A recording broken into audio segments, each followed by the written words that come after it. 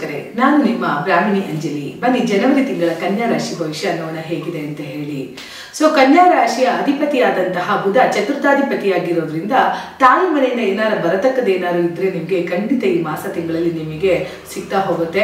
ಜೊತೆಗೆ ಏನಾದ್ರು ತಾಯಿ ಮನೆಯಲ್ಲಿ ನಿಮ್ಮ ಒಂದು ಸಂಬಂಧಗಳು ಚೆನ್ನಾಗಿಲ್ಲ ಅಂತಂದ್ರೆ ಈ ತಿಂಗಳಲ್ಲಿ ತಾಯಿ ಜೊತೆ ಒಡನಾಟ ಚೆನ್ನಾಗಿರುತ್ತೆ, ಮಾತುಕತೆಗಳು ಸರಿ ಹೊಂದುವಂತಹ ಒಂದು ಟೈಮ್. ಯಾಕಂದ್ರೆ ರಾಶಾಧಿಪತಿ 4ನೇ ಮನೆಯಲ್ಲಿ ಇರೋದ್ರಿಂದ ತಾಯಿಯ ಜೊತೆ ಒಳ್ಳೆ ಸಂಬಂಧಗಳನ್ನ ಬೆಳೆಸ್ಕೊಳ್ಳುವಂತಹ ಒಂದು ತಿಂಗಳಾಗಿದೆ.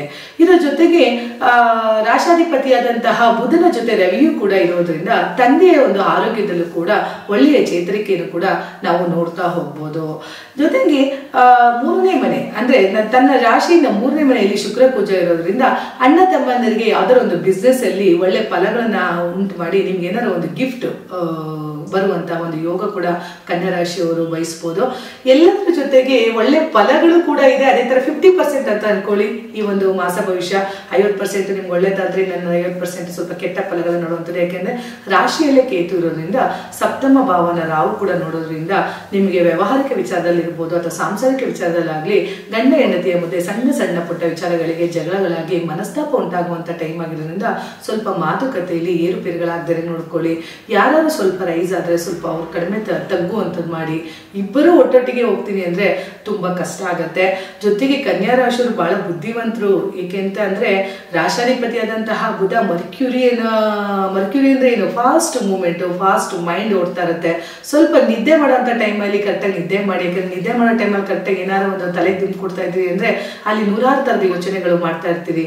ಮುಂದೆ ಏನ್ ಮಾಡ್ಬೋದು, ಏನೆಲ್ಲ ಮುಂದೆ ಅವಕಾಶಗಳು ಉಂಟು ಅನ್ನೋದು ತುಂಬಾ ಕನ್ಯಾ ರಾಶಿಯವರು ಯೋಚನೆ ಮಾಡೋದು ಜಾಸ್ತಿ. ಹಂಗಾಗಿ ಸ್ವಲ್ಪ ತಲೆಗೆ ಅಂದ್ರೆ ನಿದ್ದೆ, ಮೈಂಡಿಗೆ ಟೆನ್ಷನ್ಗಳನ್ನ ಕೊಟ್ಟು ನಿಮಗೆ ನಿದ್ದೆಯನ್ನ ಮಾಡಿಸ್ತಿರುವಂತಹ ಒಂದು ಪ್ರಭಾವ ಉಂಟಾಗುತ್ತೆ. ಯಾಕಂದ್ರೆ ರಾಶಿಲಕ್ಕೆ ಇದು ಸಪ್ತಮವನ್ನ ರಾವು ನೋಡೋದ್ರಿಂದ ಹೆವಿ ಟೆನ್ಷನ್ ಮೈಂಡಿಗೆ ಕೊಡೋದ್ರಿಂದ ಟೆನ್ಷನ್ ಜಾಸ್ತಿ ತಗೋಬೇಡಿ, ಖಂಡಿತ ಒಳ್ಳೇದಾಗತ್ತೆ. ಅದ್ರ ಜೊತೆಗೆ ನಿಮಗೆ ಗಂಡ ಹೆಂಡತಿಯ ವಿಚಾರದ ಸ್ವಲ್ಪ ಘರ್ಷಣೆಗಳು ಬೇಡ. ವ್ಯವಹಾರಿಕವಾಗಿ ಎಲ್ಲೂ ಜಾಸ್ತಿ ಇನ್ವೆಸ್ಟ್ಮೆಂಟ್ಗಳನ್ನು ಜಾಸ್ತಿ ಮಾಡ್ತಾ ಹೋಗಬೇಡಿ. ಹಾಗೆ ನೀರಿಗೆ ಸಂಬಂಧಪಟ್ಟಂತಹ ಕನ್ಯಾ ರಾಶಿಯವರು ಮನೆ ಒಳಗಡೆ ಎಲ್ಲಾರು ನಿಮ್ಮ ಬಚ್ಚಲ್ ಮನೆ ಇರ್ಬೋದು, ವಾಶ್ರೂಮ್ಗಳಿರ್ಬೋದು, ಇಂಥ ಕಡೆ ಸ್ವಲ್ಪ ನೋಡ್ಕೊಂಡು ಓಡಾಡಿ. ಯಾಕಂದ್ರೆ ರಾಶಿಯಲ್ಲಿ ಕೇತಿರೋದ್ರಿಂದ ಎಲ್ಲಾರು ನಿಮ್ಮನ್ನ ಜಾರಿ ಬೀಳ್ಸುವಂಥದ್ದು, ಅಲ್ಲಿ ಕತ್ತರಿನ ಹಾಕ್ಸುವಂಥದ್ದು ಅಥವಾ ಸ್ಟಿಚ್ನ ಹಾಕುವಂಥದ್ದು ಮಾಡ್ಬಿಡ್ತಾನೆ ರಾಶಿಯಲ್ಲಿರುವಂತಹ ಕೇತು. ಯಾಕಂದ್ರೆ ನಾನು ಲಾಸ್ಟ್ ಟೈಮ್ ಹೇಳಿದ್ದೆ ನಿಮಗೆ ಕೇತು ಅಂತ ಅಂದ್ರೆ ಆಸ್ ಎ ಸರ್ಜಿಕಲ್ ಮಾಡಿಸ್ತಾನೆ ಅಂತ ಹೇಳಿ.